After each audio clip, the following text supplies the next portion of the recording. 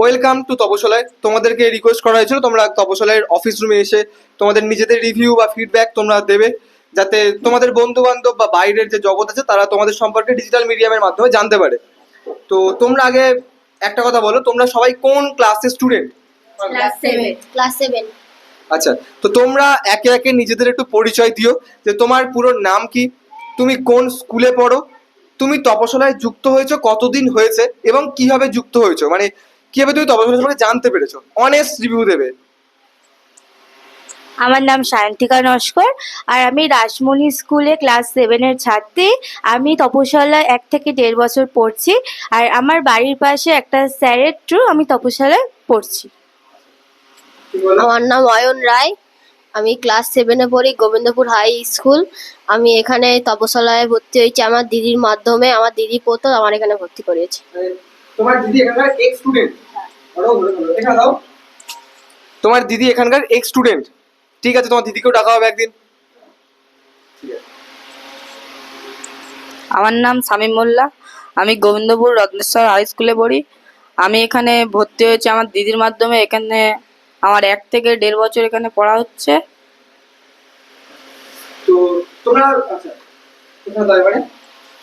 তো তোমাদের এখানকার পঠন পাঠনের কোয়ালিটি, মানে তোমাদের 7-এ পড়ো, মানে 7-এ 8টা সাবজেক্ট আছে, 8টা বিষয় আছে, 8টা বিষয়ে কতজন টিচার্স আছে? সবাই মিলে একসাথে উত্তর দিতে পারো। 8 জন। মানে প্রত্যেকটা সাবজেক্টের আলাদা টিচার, যারা যে সাবজেক্টে পারদর্শী সেই সাবজেক্টেরই দায়িত্বে আছেন, তাই তো? আচ্ছা, তো তোমাদের এমনি নর্মাল একজন স্টুডেন্ট যদি ক্লাস 7-এ অ্যাডমিশন নিতে আসে, তো তুমি তার ফিস জানো কত হয়, নাকি তোমার বাবা মা জানেন? তুমি জানো? বলো। 900। মানে ক্লাস 7-এ 8 জন টিচার পড়াবেন, 900 ফিস। মানে আগের ভিডিওতে আমি হয়তো একটা ভুল করেছি, আমি ওখানে 1000 বলে ফেলেছিলাম, আমি জানতাম না। ম্যানেজারের ম্যামরাই জানেন সবকিছু। তো বাড়িপুরে এইরকম কি কোনো ইনস্টিটিউট আছে যে 8 জন টিচার পড়াবেন কিন্তু ফিস মাত্র 900? আছে কোথাও? এখানে কোয়ালিটির দিক থেকে কোনো কম আছে, মানে ঠিক মতো পড়ানো হয় না তাই 8 জন টিচার দেওয়া হয়েছে? এখানকার পঠন পাঠনের সিস্টেম, মানে তুমি যখন কোচিং এ বা কোচিং বলা উচিত নয়, কারণ কোচিং এ 35 জন 40 জন করে থাকে, এখানে 10 জন করে প্রতি ব্যাচে। তো তুমি যখন ইনস্টিটিউশনে ঢুকছো, তপশালায় ঢুকছো, তখন থেকে শুরু করে তপশালার যে ম্যানেজমেন্ট ম্যামরা রয়েছেন সেখান থেকে ক্লাসরুম পর্যন্ত যাওয়া পর্যন্ত সমগ্র প্রসেস, এবং এখান থেকে বেরিয়ে যাওয়া পর্যন্ত সমগ্র প্রসেস সম্পর্কে যদি একটু বলো, এবং পঠন পাঠনের মানে পঠন পাঠন সম্পর্কে একটু ডিটেলসে যদি ডেসক্রাইব করো, তোমরা একে একে করতে পারো। যখন আমরা এখানে ঢুকছি, মানে তপশালায় আমরা ঢুকছি, তখন এখানকার ম্যানেজমেন্টরা ফোন করে দেয়। হ্যাঁ, ম্যানেজমেন্ট ম্যামরা ফোন করে দেয় বাড়িতে যে আমরা চলে এসেছি। তারপর আমরা যখন ভিতরে চলে যাচ্ছি, স্যার ম্যামরা খুব যত্ন সহকারে আমাদের পড়ায়, আর খুব ভালো করেই বোঝায়। 2 ঘন্টা পুরোপুরি বোঝায়। তারা যেই কাজটা দেয় সেটা ম্যানেজমেন্ট ম্যামদের বলে যায়। ম্যানেজমেন্ট ম্যামরাই সেই পড়াটা ধরে বা লিখতে দেয়, আর মাসে মাসে পরীক্ষাও হয়। আর আমরা যখন এখান থেকে চলে যাই তখনও বাড়িতে ফোন করে দেওয়া হয়। আচ্ছা, আরেকটা কথা দাও। তুমি যে বললে পরীক্ষা বা কোয়েশ্চেন ধরা, হোমওয়ার্ক ধরা, এটা ম্যানেজমেন্ট ম্যামরা করেন, কেন ক্লাস টিচাররা কেন করেন না? কারণ একটা ক্লাসে যেহেতু 2 ঘন্টা পড়ানো হয়, আর 2 ঘন্টায় যদি লেখাও হয় আবার বোঝানো হয়, তাহলে সেটার টাইমটা অনেকটা কমে আসে। তাই জন্য আমাদের ক্লাস টিচাররা, মানে যিনি আমাদের পড়ায়, আলাদা আলাদা শিক্ষক, তারা পুরোটাই ফোকাস করে বোঝানোর ওপর আর পড়ানোর ওপর। তাই জন্যেই আমাদের ম্যানেজমেন্ট ম্যামরা পড়া ধরে আর পড়া লিখতেও দেয়। তো তোমার ক্ষেত্রে অয়ন একই প্রশ্ন, যে আমাদের ইনস্টিটিউশনে তপশিলায় ঢোকা থেকে শুরু করে বেরোনো পর্যন্ত সমগ্র প্রসেস তোমার মুখ থেকে, মানে তোমার মাথায় যে ধারণা আছে সে সম্পর্কে যদি একটু ডিটেলসে বলো, তো বাকিদের খুবই সুবিধা হবে। আমরা যখন কোচিংয়ে মানে তপশালায় ঢুকি, তখন আমাদের ফোন করা হয়। যখন আমরা পড়তে ক্লাসে ঢুকি, আমাদের ম্যাম স্যার খুব যত্ন সহকারে পড়ায়, এবং আমরা যখন 12 হয়ে যায় তখন আমাদের কোচিং থেকে ফোনও করে দেওয়া হয় বাড়িতে।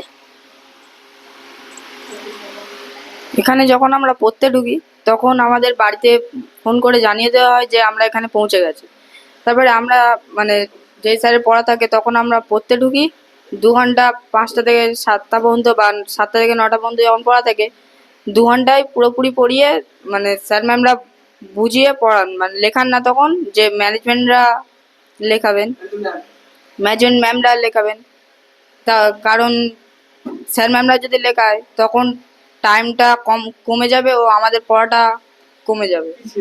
হ্যাঁ, আমাদের ছুটি হয়ে গেলে আমরা মানে বাড়ি যাওয়ার সময় বাবা আমাকে কল করে বাড়ি যাই। তো তোমাদের কি মনে হয় এখানকার পঠন পাঠন, তোমরা যে বলছো 1.5 বছর ধরে, তুমি 1.5 বছরের কাছাকাছি কতদিন পড়ছো? আচ্ছা, তুমি কতদিন পড়ছো? 1.5 বছর। আচ্ছা, তোমরা প্রত্যেকেই প্রথম থেকে একদম এখনো পর্যন্ত আছো, মানে এখন আপাতত 7-এ পড়ছো, মানে 6 থেকে আপাতত আছো। তো তোমার কি মনে হয় দিনের পর দিন তপশালায় কি কোনো উন্নতি ঘটছে, নাকি একই রকম একই ধাঁচে একই ফ্লোতেই চলছে, কোনো উন্নতি নেই, জাস্ট পড়াতে হয়, দায়িত্ব পালন করতে হয়, সেটাই চলছে, এরকম কিছু মনে হয়? না না, আমাদের এরকম কিছু মনে হয় না, তার কারণ আগের থেকে তপশালে অনেক উন্নতি হয়েছে। আমাদের পড়ার বোঝার পাশাপাশি আরো অন্যান্য মানে বাইরের বিষয়, মানে বাইরে কি ঘটছে না ঘটছে সেই বিষয়ে হালকা ধারণা দেওয়া হয়। আরো অন্যান্য বিষয়ে অনেক কিছুই বলা হয়, তো আমাদের মনে হয় তো এটা উন্নতি ঘটছে। তো তোমরা এই উপরে কি বলতে চাও? হ্যাঁ, বলো। আমাদের উন্নতি ঘটছে। বলো, হাসতে গেলো, অনেস্টলি রিভিউ, কারণ তুমি তোমার যেটা ভুল মনে হয় সেটা তুমি বলবে, যেটা ভুল আগের দিয়ে অনেক এটা হাসবে না। এখানে বন্ধু বান্ধবদের মধ্যে একসাথে হতে হতে, হ্যাঁ হাস, আমি রিভিউ দেওয়ার কথা বলছি, অনেস্ট রিভিউ। যেটা তোমার ভুল মনে হয় তপশালের সম্পর্কে সেটা তুমি বলবে, যেটা তোমার ঠিক মনে হয় সেটা তুমি বলবে। অনেস্ট আগে নিজে হতে হবে, তারপর সমাজকে তুমি পরিবর্তন করতে পারবে। আর অ্যাকচুয়ালি আমাদের তো প্রত্যেকের জন্ম হয়েছে নিজেদের কিছু না কিছু কাজের জন্য, মানে কিছু না কিছু মন্তব্য আছে আমাদের। জন্মেছি মানে খাবো দাবো ঘুমাবো সেই কারণে তো নয়, একটা কিছু টার্গেট বা গোল তো সবার আছে। তো সেই গোলের জন্য যখন নিজে সৎ হবো তখন বেশি তাড়াতাড়ি পৌঁছতে পারবে এবং শান্তিতে রাতে ঘুমাতে পারবো। তো যেটা ভুল সেটা ভুল, যেটা ঠিক সেটা ঠিক। তো এইরকম মানসিকতা রেখে তোমার এখন তপস্যা সম্পর্কে যা কিছু বলতে হয়, যদি কোনো মনে হয় এটা ভুল হচ্ছে গালিগালাজ দিতে হবে সেটাও তুমি দেবে, গালিগালাজ বা অন্য ভাষা উল্লেখ না করে, ঠিক আছে? বলো। আগের থেকে অনেক উন্নতি হয়েছে এবং কোচিং খুব পরিষ্কার পরিচ্ছন্ন, আগের থেকে খুব উন্নতি হয়েছে। আগের থেকে অনেক উন্নতি হয়েছে। আগে এখানে ড্রয়িং শেখানো, নৃত্য পরিবেশন, ডিকটেশন ক্লাস, স্পোকেন ইংলিশ কোনোটাই হতো না। এখন করে ওইগুলো নতুন ব্যবস্থা করা হয়েছে। হচ্ছে। আচ্ছা, তো তোমাদের সেকেন্ড লাস্ট কোশ্চেন, যে এখানে শুধুমাত্র পঠন পাঠনই হয়, নাকি একজন ছেলে বা একজন মেয়ে ছাত্রছাত্রী হিসেবে বড় হওয়ার সাথে সাথে যে নৈতিকতার শিক্ষা লাগে, মানে মানুষের পাশে কিভাবে দাঁড়াতে হয়, বিপদে কিভাবে বেরিয়ে আসতে হয়, যে কোনো সমস্যার সম্মুখীন কিভাবে হতে হয়, মানে সমস্যাকে পিছন দেখিয়ে পালিয়ে না এসে কিভাবে সমাধান করার পথ বাঁচতে হয়, এই সংক্রান্ত কোনো আলোচনা কি ঘটে ইনস্টিটিউশনের মধ্যে? হ্যাঁ, এই তপশালে আমাদের শেখানো হয় যে বাইরের মানুষদের সবসময় হেল্প করা উচিত, যাতে মানে কোনোদিনও কারোর সাথে খারাপ ব্যবহার যাতে না করা হয়, এরগুলো বলা উচিত। আর আমাদের তপশালায় বছরে 1 থেকে 2 বার অন্তত চেষ্টা করা হয় 150 থেকে 200 মানে এমন কিছু মানুষ আছে যাদের খাওয়ার বা কিছু জিনিসপত্রের প্রয়োজন, সেগুলো দেওয়ার চেষ্টা করে তপশালা থেকে। বলো। আমাদের ওরম মানে শিক্ষা দেওয়া হয়, কারোর বিপদে পড়লে হেল্প করা বা কারোর কিছু হয়ে যাওয়া হেল্প করা, কোনো বিপদে বার হয়ে আসা। এরকম আমাদের প্রত্যেক বছর বছর গরিব বাচ্চাদের, অনাথ বাচ্চাদের খাবার দেওয়ানো হয়, যা জামা কাপড়ে করা হয়, সেগুলো আমাদের কোচিং দিয়ে করা হয়। আমি বললে একটা কথা বলি, এই যে তুমি এখন যে বললে যে বিপদে মানুষের পাশে হেল্প করা, অ্যাকচুয়ালি কিন্তু একটা ভুল ধারণা আমাদের মনে আছে। বিপদে, এক সেকেন্ড,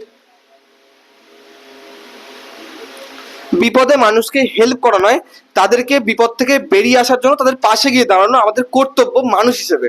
এটাকে হেল্প বলে নিজের কলার উঁচু করা যে সমস্ত মানুষ আছেন তাদের মতো আমরা এখানে কেউ হতে চাই না। তো এটা হেল্প কথাটা একটু ভুল হয়ে যাবে। আমাদের দায়িত্ব মানুষ হিসেবে তাদেরকে বিপদ থেকে বেরিয়ে আসার জন্য একটু পাশে গিয়ে দাঁড়ানো, মানুষ হিসেবে একজন মানুষের কর্তব্য, তাই তো? আচ্ছা, আর একটা কথা, এই যে তোমরা যে বললে এক্ষুনি তোমাদের তপশালায় মানুষদেরকে বা যারা যাদের দরকার এই পাশে দাঁড়ানোর মতো মানুষের দরকার তাদেরকে তোমরা পাশে দাঁড়াও, এটা কি তোমরাই দাঁড়াও, নাকি মানে তোমরা কি মন থেকে দাঁড়াও মানুষের পাশে দাঁড়ানোর জন্য, নাকি এই পাশে দাঁড়ানোর নাম করে ফটো তুলে ভিডিও করে ইনস্টাগ্রাম ফেসবুকে রিলস বানানো এইসবের জন্য করো? কোন কোন কারণে করো এই কাজটা? আমরা মানুষদের করার জন্য, সাহায্য করার জন্য করি, সাহায্য নয়, পাশে দাঁড়ানোর কথা। পাশে দাঁড়ানোর জন্য করি। এছাড়া আমরা ওইসব ছবি ফবি তুলে করার জন্য আমরা করি না, আমরা মানুষের পাশে দাঁড়ানোর জন্য করি। ছবি কি তোলা হয়? না, ভিডিও এসব কিছু করা হয় না? না। আচ্ছা, শামীম কিছু বলো এই ব্যাপারে? আমরা গরিব বা মানে অনাথ মানুষ বা বাচ্চাদের কাছে আমাদের দাঁড়ানো উচিত, মানে তাদের পাশে থাকা উচিত। আমাদের তার জন্য মানে কি বলে, এই তাপশালায় প্রত্যেক জনের কাছে 1 থেকে 150 টাকা করে নিয়ে তাদের খাওয়া দাওয়া ও মানে জামা কাপড় বলো, তোমার ভাষায় বলো। দেওয়া হয় অনাথ মানে শিশুদের। মানে এটা তোমরা নিজেরাই করো? মানে এত ছোট ছোট বয়সে এইসব করতে তোমরা দাও? মানে এই যে কাজটা বলছো,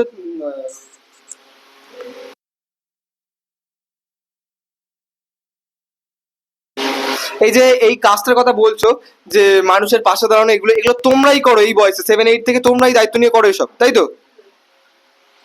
বলো। হ্যাঁ, আমরাও করি, সাথে আমাদের শিক্ষক শিক্ষিকারাও সাহায্য করে। তারা আমাদের বলে যে এগুলো তাদের পাশে দাঁড়ানো উচিত, তাদের সাহায্যর প্রয়োজন। শুধু সাহায্য না করে হলেও আমাদের যেটুকু সম্ভব তাদের পাশে দাঁড়ানো উচিত।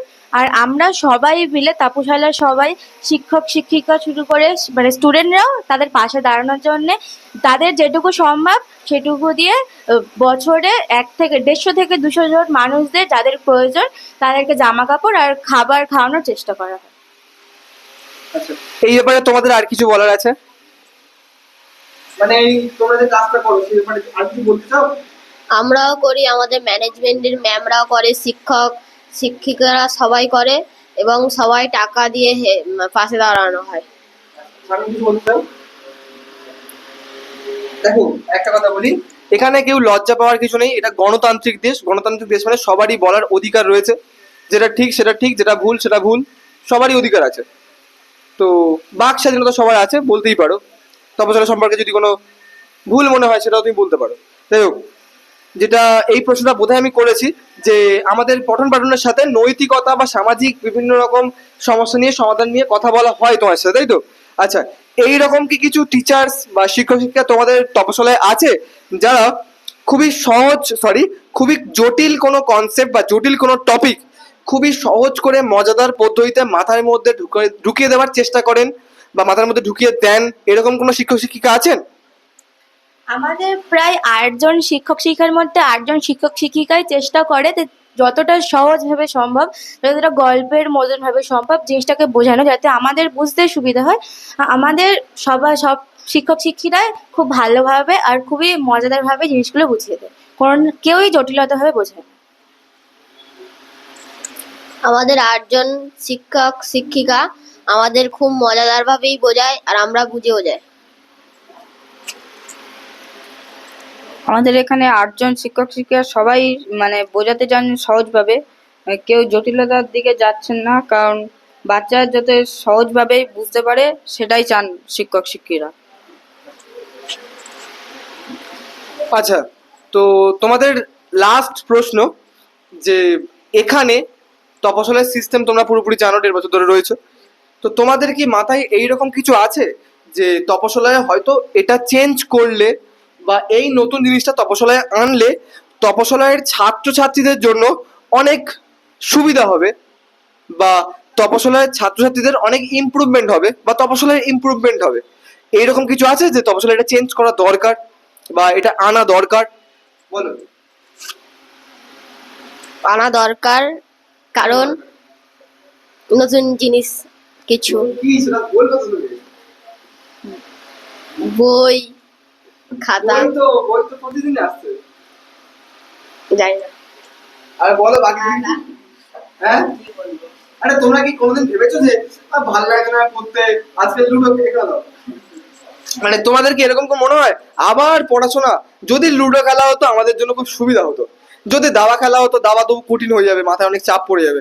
যদি লুডো খেলা হতো, বা যদি একটু পেন ফাইটিং হতো, বা যদি একটু খাওয়া দাওয়ার ব্যবস্থা করা হতো, আমাদের জন্য খুব সুবিধাজনক হতো। এইরকম কিছু মনে হয় কি? মানে এইরকম ছাড়াও আর কিছু যদি মনে হয় তুই বলতে পারো। তাও আমার মনে হয় যেরকম এখানে যে ড্রয়িং নাচ গান শেখানো হচ্ছে, তেমনি হাতের কাজ প্রজেক্টের যে ডিজাইনগুলো হয় আমাদের এখন সব স্কুলে প্রায় যে প্রজেক্টের ডিজাইন বা হাতের কাজ শেখানো হচ্ছে সেগুলো যদি শেখানো হয় তো ভালো হবে। আর খেলা তো হয় মানে মজার ছলে যেহেতু বোঝাতে হয়, তো খেলা বেশি না আনলেও হবে, মানে মজার ছলে বোঝানো হয়, তো আমার মনে হয় না যে খুব একটা খেলার প্রয়োজন আছে।